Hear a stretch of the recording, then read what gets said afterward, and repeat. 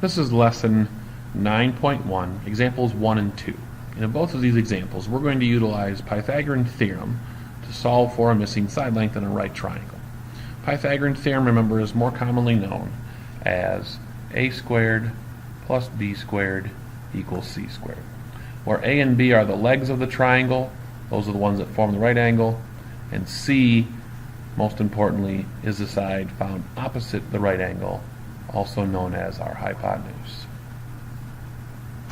So while it doesn't matter in which order you put a and b into the problem because you're going to be adding, and adding can be done in any order, it is absolutely critical that you put in the side found opposite the right angle into its proper place, represented by c in Pythagorean theorem. So let's get started here in example 1. First thing you may want to do is just take a moment to label your sides as, in this case, C being over here where the X is, and here will be my A and B.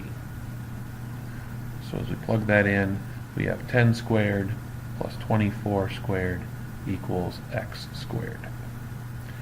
10 squared is actually 100. 24 squared is 576. Adding those two together will give me 676. And the last step that we do whenever we're using Pythagorean theorem is to square root it. And on a calculator, you will find that the square root of 676 is 26. Now the directions also say that we need to identify any Pythagorean triple.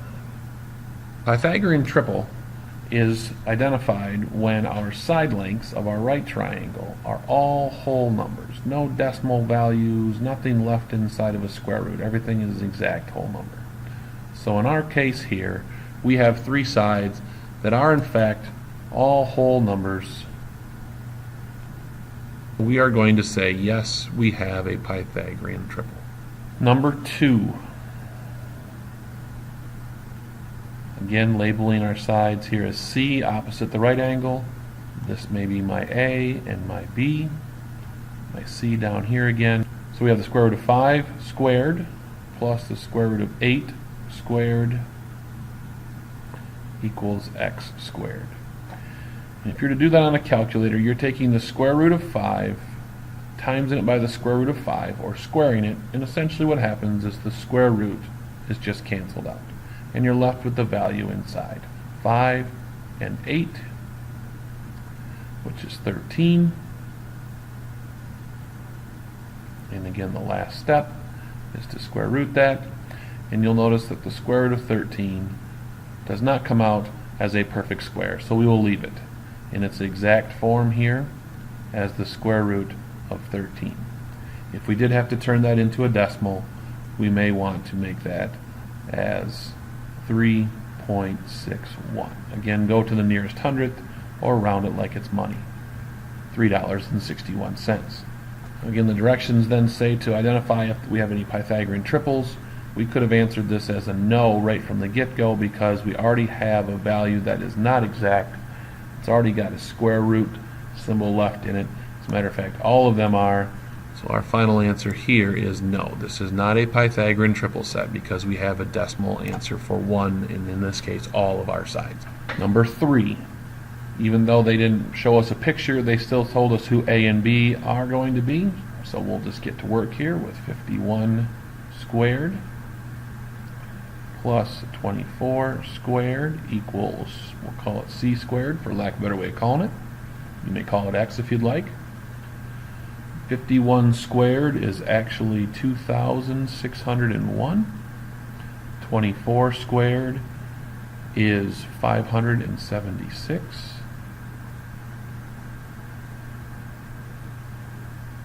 Adding those two together, we have 3,177. Performing our last step of Pythagorean theorem here to square root, and you get that C is, well, on a calculator it'll come out as a decimal. So we'll leave it as an exact square root of 3,177. We'll leave it inside the square root symbol to keep it in an exact nature.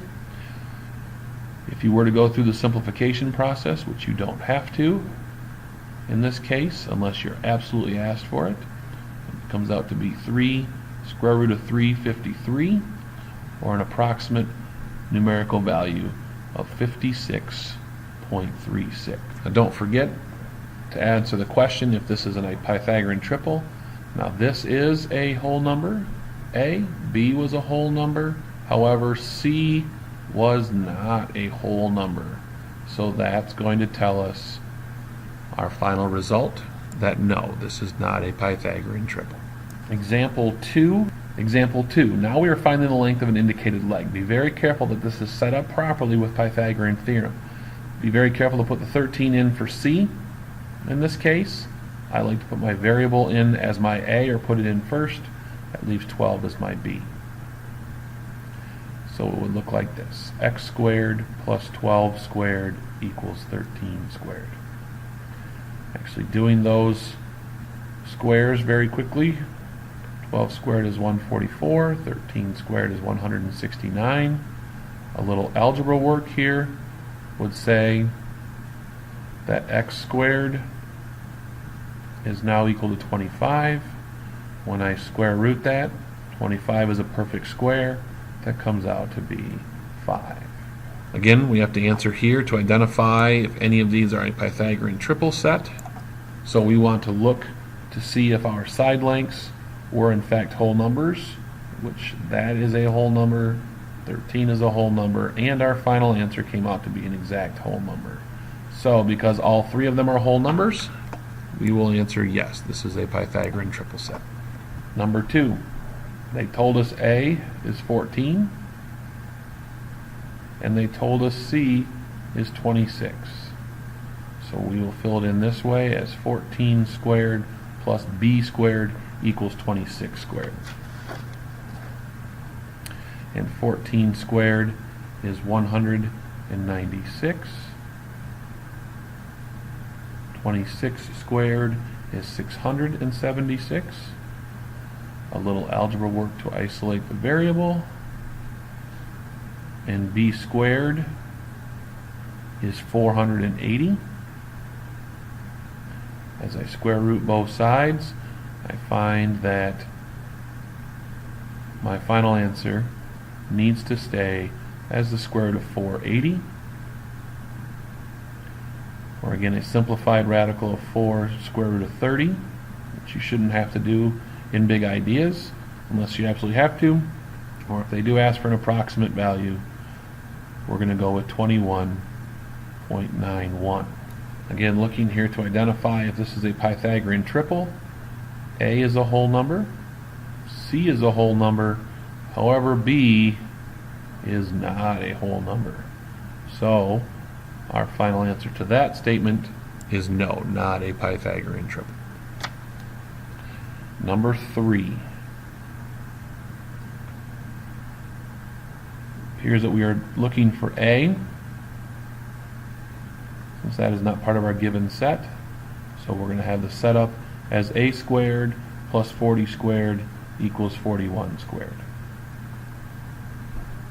40 squared is actually 1600. 41 squared is 1681. Some algebra work to it here. Some algebra work to it. We'll take away 1600 from both sides.